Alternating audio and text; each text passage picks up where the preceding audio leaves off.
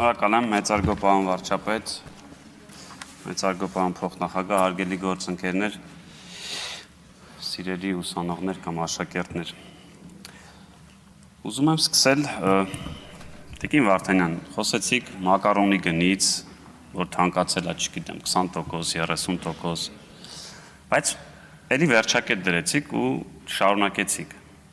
Ասում եք 5 տարի առաջ այլ գին էր, շատ լավ, 5 տարի առաջ դուք որպես պատգամավոր ստանում էիք 400,000 դրամ աշխատավարձ։ Պարոն Մինասյանը, երբ ձեզանից առաջել էր պատգամավոր, ստանում էր 360,000 դրամ աշխատավարձ։ Մակարոնի գինը կարող է 50% բարձրացել, բայց դուք չեք ասում օրինակ հանրությանը, որ նույն Նիկոլ Փաշինյանի շնորհիվ դուք այսօր 850,000 դրամ աշխատավարձ եք ստանում ամեն ամիս։ Այսինքն 450,000 դրամ ավել աշխատավարձ եք ստանում։ Եվ ես հիմա պաշտոնապես հայտարարում եմ ցանկացած Հայաստան խմբակցության պատգամավոր, որ պատրաստ է ինձ տալ իր ավելացված 450,000 դրամ աշխատավարձ ամեն ամիս, ես երաշխվում եմ, որ իրան եւ իր ամբողջ ընտանիքի անդամին կապահովեմ մակարոնով։ Համաձայն եք, եկեք գործարքի գնանք։ Ինչքան պետքա տամ, պետքա հետը կետչուպ է կտամ, չգիտեմ, եթե պեստոյով եք ուզում, պեստոյ էլ կառնեմ։ Եկեք այդ գործարքին գնանք, որ դուք ասում եք գները բարձրացել են, այո, գները բարձրացել են։ Խոսում եք ծառայողական մեքենաներից, բադավատներից։ Քաղաքացիների միջին աշխատավարձը 170,000 դրամից դարձել է 270,000 դրամ։ Այո, այդտեղ կա արդարացում։ Այն մարդը, որ չէր աշխատում, չուներ գումար, այո, իր համար գուցե այդ մակարոնի թանկացումը շատ ավելի ծանր է երևում։ Մենք էլ ենք դա ասում, բայց մենք էլ ենք ասում, որ այդ պետք է հաղթարվի աշխատանքով։ Խոսում եք պատավատապետությունից։ Այս տարվա հունվարի 1-ից մենք որպես հանձնաժողով այլևս մեքենա չունենք։ Ձեր ֆրակցիայի ղեկավարը իմ կողմից հարգած պարոն Սեյրանովյան, որ պահին հրաժարվեք այդ պատավատից, ես երաշխավորում եմ տարեկան տրանսպորտի փաթեթ ձեզ կգնեմ։ Հրաժարվեք հենց լավ։ Մենք այլևս չունենք, դուք ունեք, եւ կամ ձեր ֆրակցիայի պատգամավորին ասեք, որ պատավատապետությունից որ խոսում է, թող ձեզ նայի, որտեղ մենք այլևս չունենք, բայց դուք ունեք։ Որ պահին գաք ասեք, ես հրաժարվում եմ այս պետական մեքենայից, երաշխավորում եմ 90,000 դրամանոց, կամ կարծեմ դուք նաև նախկին զինվորական եք, ունեք հաշմանդամության կարգ, նաև մեր բարեփոխումներում մի քիչ զեղչով կառնենք։ Եկեք այստեղ կանգնեք, ասեք, ես հրաժարվում եմ պատավատից, մենք ձեզ կապահովենք։ Մակարոնից բացի տենց ակցիաներ էլ կարող են, նայեք ասում եմ, ուժի մեջ է, հենց հրաժարվեք այդ ավել 450,000 դրամից, ես երաշխավորում եմ, որ կտամ։ Ու երեք այս թեմայով մի ընկեր կար, չեմ ուզում անունը տալ, տենց չեմ համաձայնություն չեմ վերցրել, բայց բովանդակությունը կարծում եմ կարելի ասել, ինքը գույքահարկի հետ կապված քննադատական բաներ գրել, ինձ ընկեր է, բայց մեզ քննադատողներից է։ Ու տենց իր այդ խոսակցության մեջ մտա, պարզվեց տունը 13,000 դրամ էր գույքահարկը 2021 թվականին, հիմա պետք է վճարի 43,000 դրամ։ Հարցնում եմ, ասում եմ տունը ինչքան արժի, ասում եմ դե մոտ $250,000։ Ասում եմ նայ։ Այն ժամանակ, որ 11,000 դու էիր վճարում, մոտավորապես 11-12,000 է վճարում էր ոչ թե $250,000 արժողությամբ տուն ունեցող, այլ $2.5 միլիոն արժողությամբ տուն ունեցողը։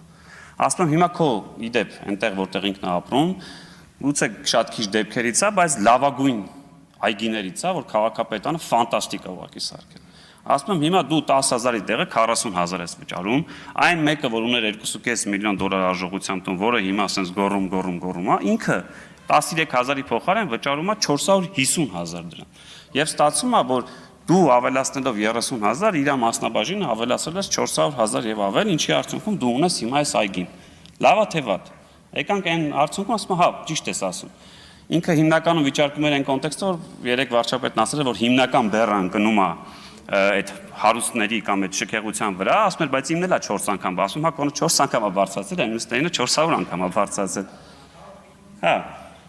Չէ, դե շուկա 250,000-ը տոնտապես 70-80 միլիոն էլի, այսինքն տենց դե Իրանը 4 անգամ է բարձրացել, պարոն վարչապետ, 11-ից դարել է 40,000, բայց այն ավելի թանկերը, որոնք մեծ բաժին ունեն եւ ձեր նշված թվերով այդքան է, այսինքն եկանք այն համաձայնության, որ այո, գույքահարկը ինքը տեսնում է դրա արդյունքները։ Հիմա նաեւ խոսում են, ասում են, գիտեք, ասում են ինքնության, այս երկիրի երշիկի եւ ինքնության բանի մասին է։ Տիկին Վարդանյան, օրինակ, երբ որ այդ ազգային ակադեմիական թատրոնի մոտով անցնում եք եւ տեսնում եք, որ ներքնահարկը գիշերային ակում ստրիպտիզ է տվել, վաճառել, այդ էր, այսինքն երշիկի մասին չէր, բայց ստրիպտիզի մասին էր պետությունը։ Եվ հետո գալիս տեղ ասել ազգային բառը հանում են ակադեմիական թատրոնից, ազգային բառը չենք հանում, ստրիպտիզն ենք հանում օպերայից։ 25 տարի խնդում ենք, բայց լացելու բանը 25 տարի օպերայի թատրոնի դերասանները զուգարան չեն ունեցել։ Այս վերջերս եմ մտել տեսել առանձնացված զուգարան ակարծը, հասկանում եք դա։ Այսինքն ում էր պետք է այդ անվանումը, որ ասում ենք ազգային, բայց այդ մարդիկ զուգարան չունեին։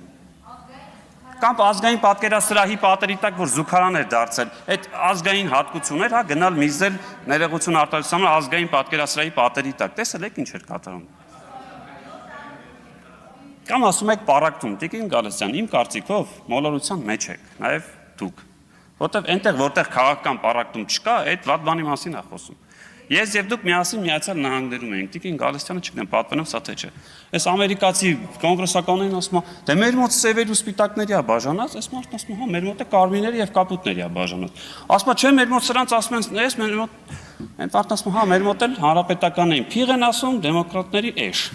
Ու sense զարմացած կանգնել ասում հա հաստատուն տենց այո տենց է Տիկին Գալստյան որտեղ այդ քաղաքական պարակվածությունը դրա մասին է Տիկին Գալստյան տեղից ինչի եք արձագանքում մի հատ էլ Տիկին Գալստյան կգրանցվեք ֆրակցիայի անունից գրանցվեք եկեք խոսենք այսօր ձեր անունը իմաստալից տալա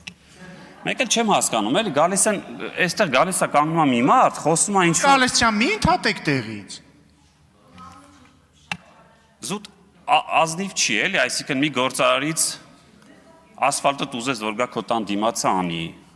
հետո հանգստիդ փողը տա հետո հենց այդ գործարարը որ հասկանա որ արա մի րոպե ոնց որ շրջանառության թազը հարկա վրես դրված հենց հրաժարվի քեզ այդ փողը տալուց մեկը գա ստեղ կանցած տեսել եք իր ապօրինի շինությունը չէ չենք տեսել որտեվ երբ որ պիտի տենայինք դու պետք է խոսայիր դրա մասին չէիր խոսում ստանում էիր այդ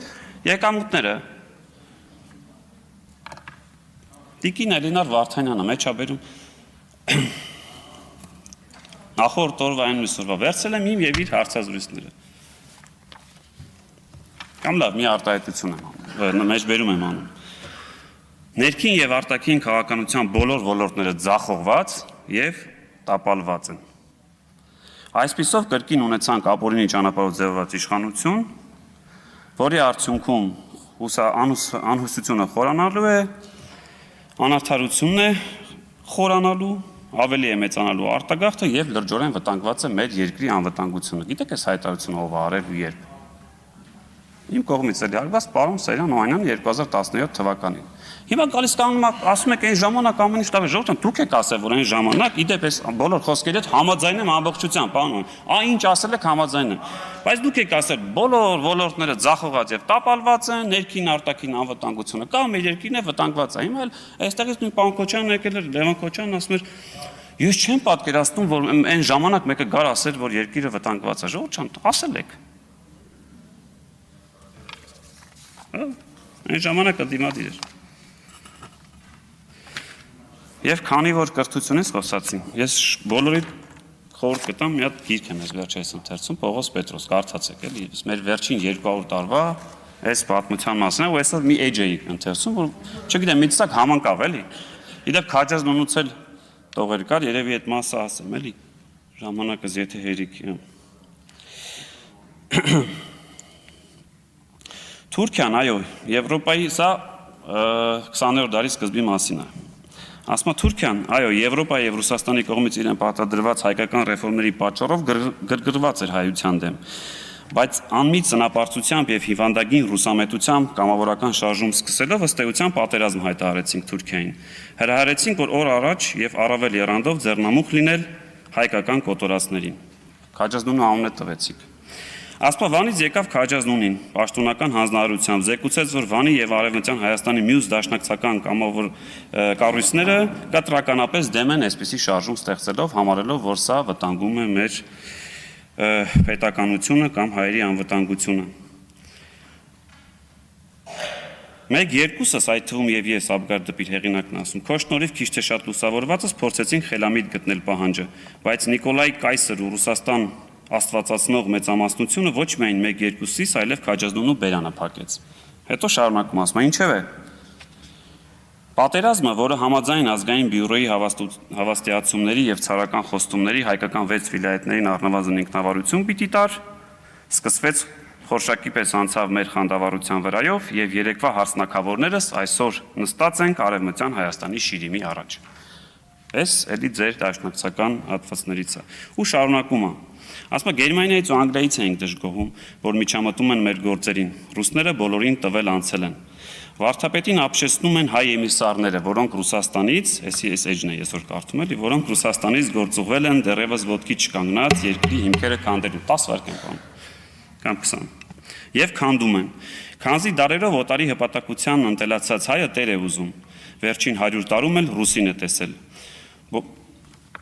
Ինչ է այս հայ էմիսարների ուզածը։ Ղարաբաղում տիրացել էիք իշխանության։ Ինչ արեցիք։ Այնտեղի հայերի համար բացի այն, որ տասնյակ հազարների տանջալից մահվան պատճառ դարձաք։ Գալիս են ժողովներ անում, ինչ որ կազմակերպություններ ստեղծում, իշխանության բացահայտ կոչեր անում։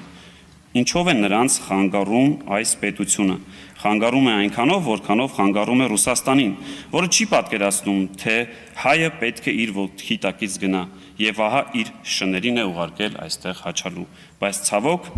Հայաստանը դեմոկրատական հանրապետություն է եւ չի կարող արգելել այս կուսակցությունների գործունեությունը, ասել է թե հակապետական քարոզը։ Շնորհակալություն։